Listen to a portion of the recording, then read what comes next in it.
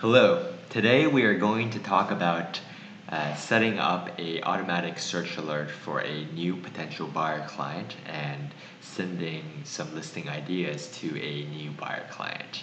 So this is after you've already spoken with a potential buyer, or even if a potential buyer has inquired on one of your listings and you don't have too much to go off of except the listing that they inquired on.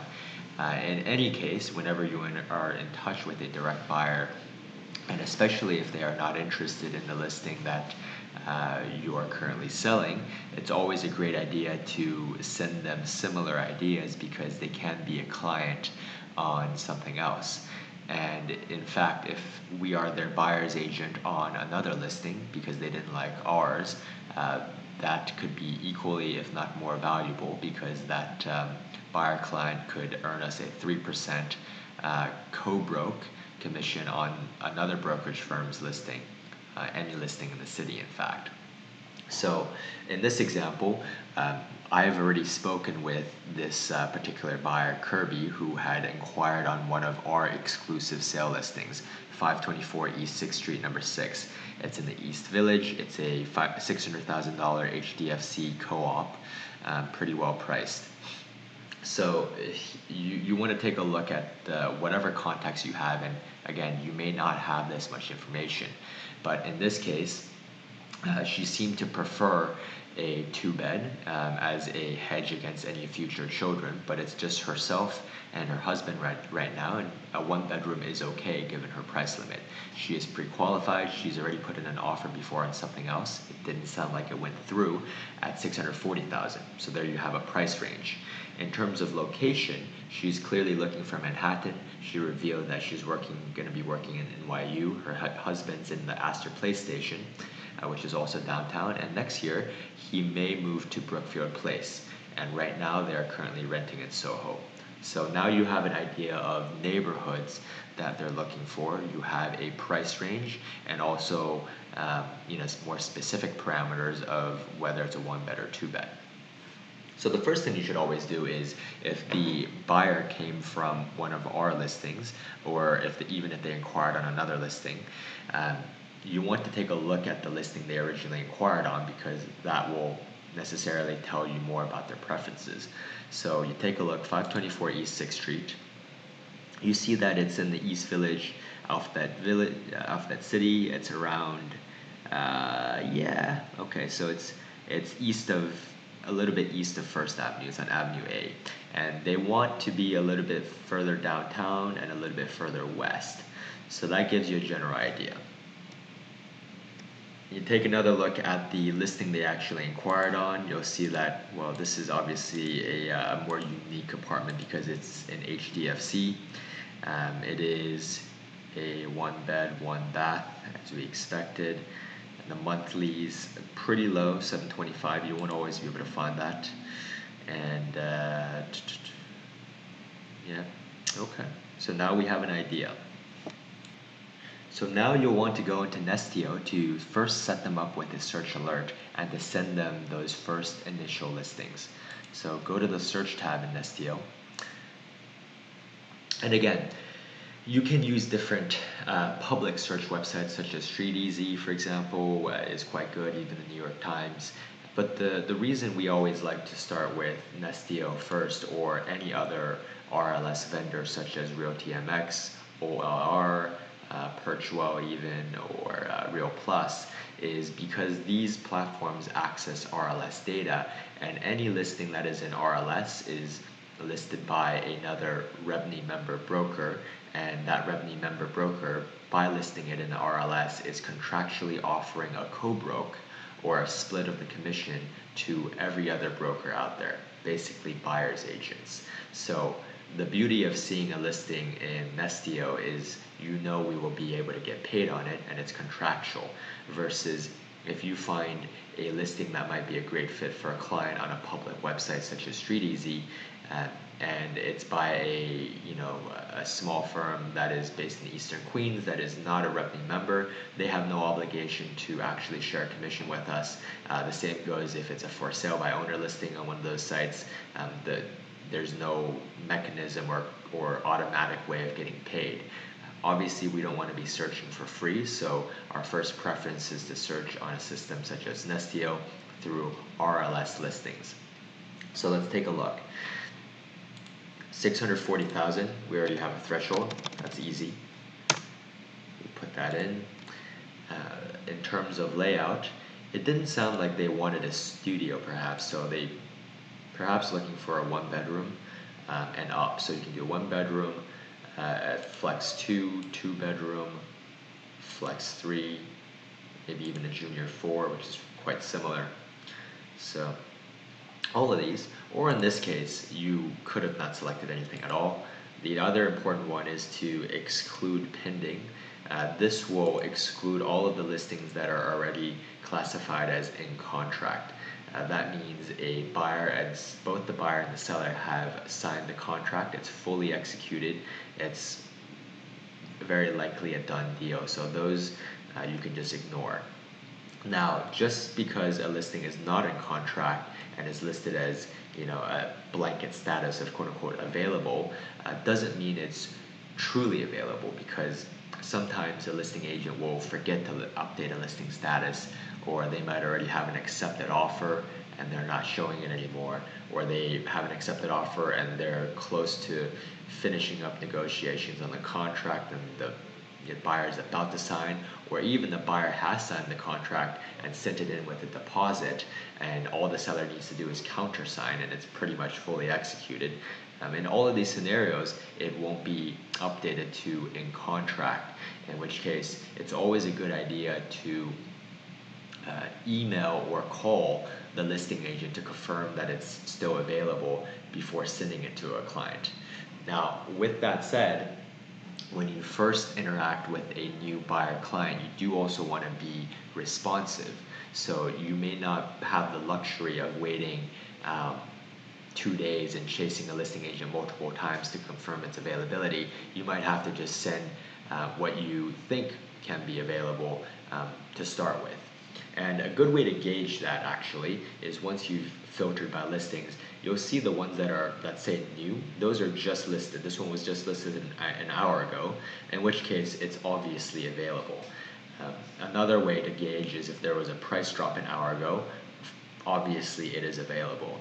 Another great way to actually filter is by listings that have open houses, even if they are open houses by appointment. So even if a listing has been on the market for 120 days and there's no, you have no idea whether it's long gone, if it has an open house posted, then it is available. It is most likely available, and that you can easily send to a client without having to pre-check with the listing agent on status. There are ways to do it on Nestio. There are ways to even do it on StreetEasy. You can very easily filter by listings that have an open house coming up, say within the next 7 days. It's an easy process. But let's go through in this example again. The next section we want to do is Manhattan, the neighborhoods they want. So they want downtown, a little bit further west. If you know your neighborhoods, you can click through, this like this. You can do zip code, though that's a little bit more gray. You can actually do a map view. You can draw a map. You can do this on StreetEasy as well, and also on Nestio. So the map feature is pretty cool if somebody has a very specific route. So we can do that as well.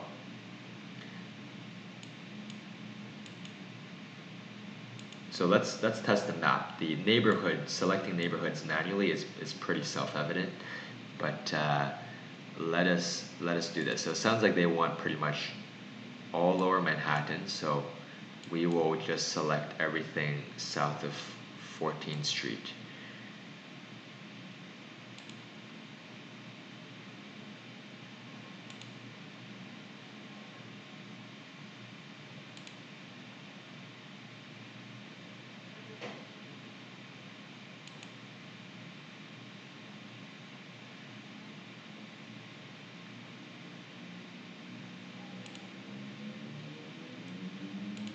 So we've been pretty thorough. When you're done, click on this point, the last endpoint again, and then you're out of it.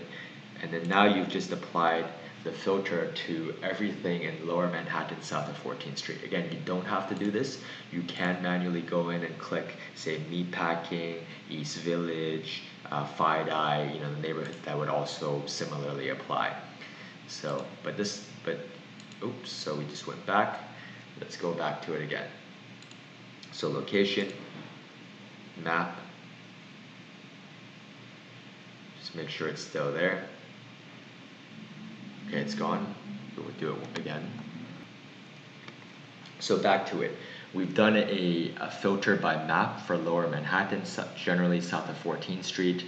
We filtered, this is perhaps a bit unnecessary, but assuming they don't want a studio and they want a bedroom, 1 bedroom or 2 bedroom, you have these general categories picked. The bathrooms, it's not really relevant, price, and then exclude pending. So a great thing you can do is to save this as a recurring search alert. So whenever something new pops up in the system in RLS that fits these criteria, they will automatically get an email daily, consolidated at around 8 a.m. or 8:15 a.m. of all the new listings that have come out. It's a great way to keep on top of your clients, even if you happen to be sick one day. Of course, we will also talk about how to send more curated listings, and you should do that as a first. But perhaps just to show you this. So let's save the search.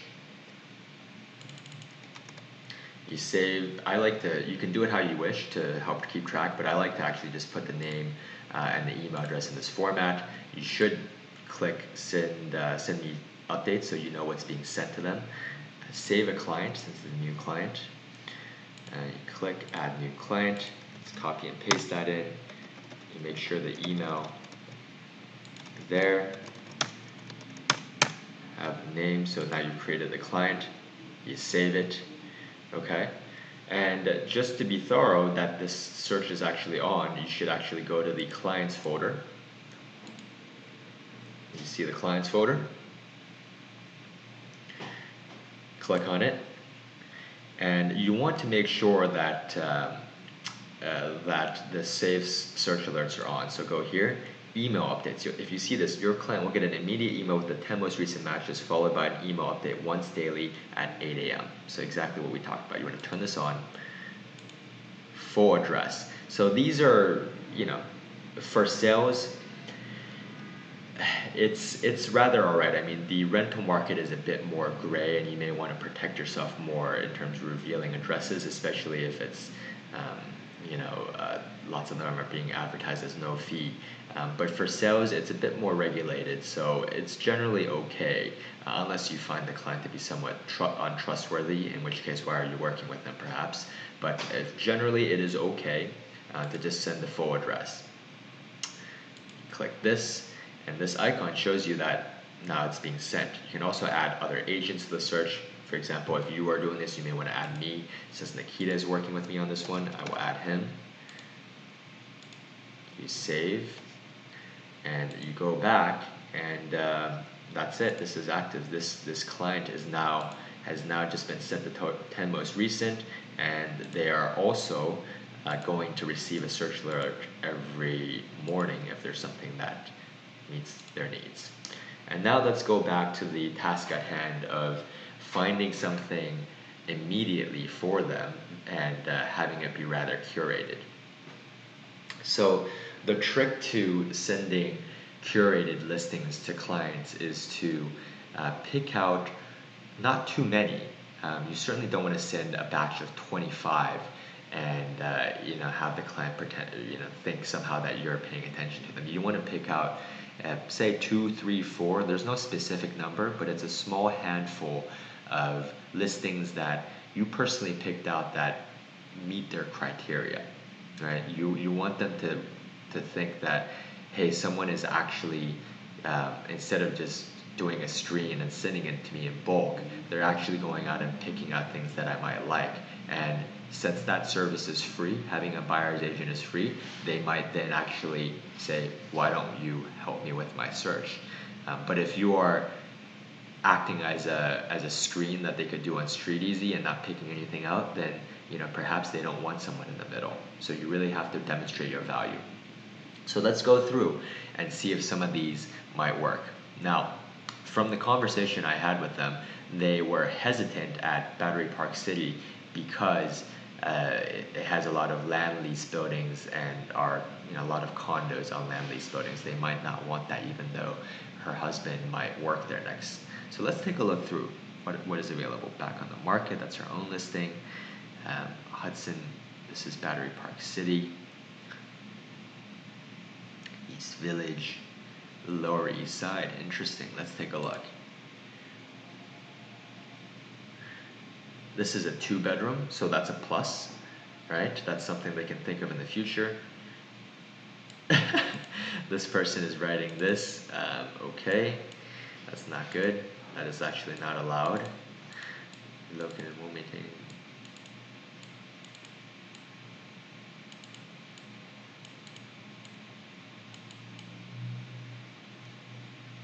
So, because this broker is writing something like this, it sounds a bit sketchy. I would actually be cautious about sending this to your client at all. Perhaps you can contact this person first by email or phone just to make sure if it's still available. So I would do that first versus sending this one outright.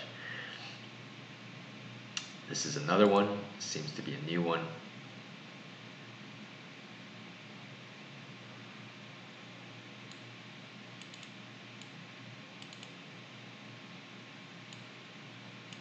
See, this one is an HDFC where the income caps are quite strict, 63,000.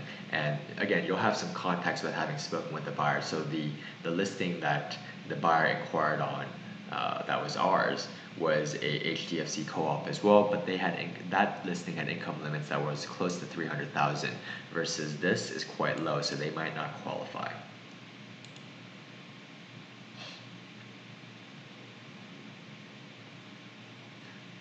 But what you can do, because we didn't ask what their income was, you can actually send this listing to them and ask them, would this income limit work for you guys? So remember, when you're sending these, you're not sending them a questionnaire. You're adding value by providing a few listings that they might like, and then also finding more as we go. Another thing you'll want to do is you'll want to hit edit photos and description. It's a current quirk of Nestio, and you don't have to do anything. You just have to go back, because this way it will allow the listing description to be included when you send the listing. It's a current bug of Nestio, but something to pay attention to. So 616 East 9th Street, we will send this one. Let's take a look at some others to see what else is available. This one's in the East Village as well. No photo available. That's wonderful.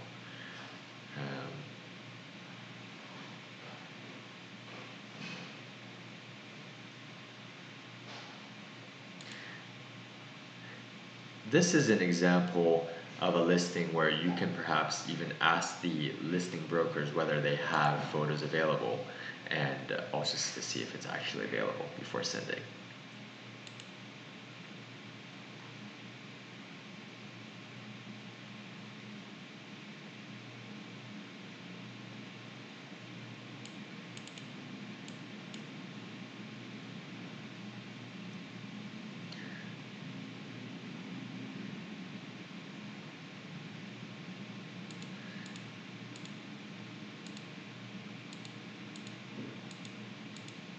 This is another interesting one. So you should certainly check to see if this is available. But in the interest of time, perhaps you just include it first.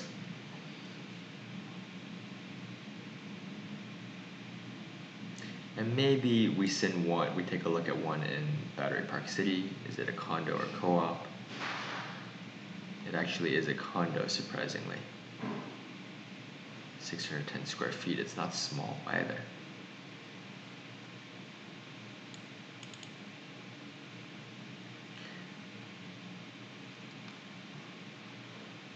It's back on the market very recently, so you know it's available. Why don't you include this one as well, just to see if they'd consider it.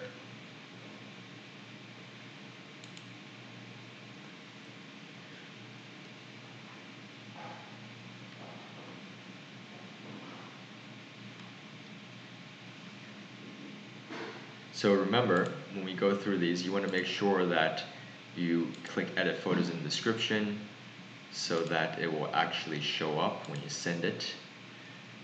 Same thing with this one. This is something that's easy to forget, but you should do. You can test it out yourself to see if they fix the issue at some point, but as of now, it doesn't automatically send. So you have 3 listings, and now when you can either email to client, or what's even better as well is you can email listings. And the reason I do this is because you can email the client and also copy us. So now you've entered the email, you've entered the my email, the team's email, so you remember to copy your team. You can CC or BCC yourself, and then you just you send. Maybe you create a title. You can use some of this as well. Again, I like to use full address. So we've skipped ahead and written out this email. So I've changed the subject to something a bit more or less dry. This template we've written out a little bit just to keep it personal. If you've spoken with the person before, you should add something to demonstrate that you've spoken, you know about their search, and ask just a few questions to try to learn more. So in this case, it's great speaking with you earlier. We just set you up with a search alert in our systems. We noticed these 3 listings and wanted to run them by you. I know you weren't the biggest fan of Battery Park City, even though your husband may work there, but this condo seemed pretty cheap. Keep in mind that the Battery Park City Authority owns the land, so the land leases and BPC don't face so much risk of not being renewed. What do you think? Would you like to go see some of these this weekend? P.S. May we ask if you fit the income limit for the HDFC listing we included. I think the main takeaway for this is, you can include however you wish to personalize it, but the point is to learn more as you go. You notice we ask only a couple of questions that help us learn more. For example, how much do they make in income? Will they meet some of the requirements for some of these HDFCs? And you're learning as you go. You're not asking them a long questionnaire, but at the same time, you're offering value by searching for listings that are available and sending it to them. So this is really it. And after you send this first one, you should definitely stay on top of the client. Continue sending them listings at least daily, especially if you had a good interaction, you've been introduced or looped in by, for example, myself.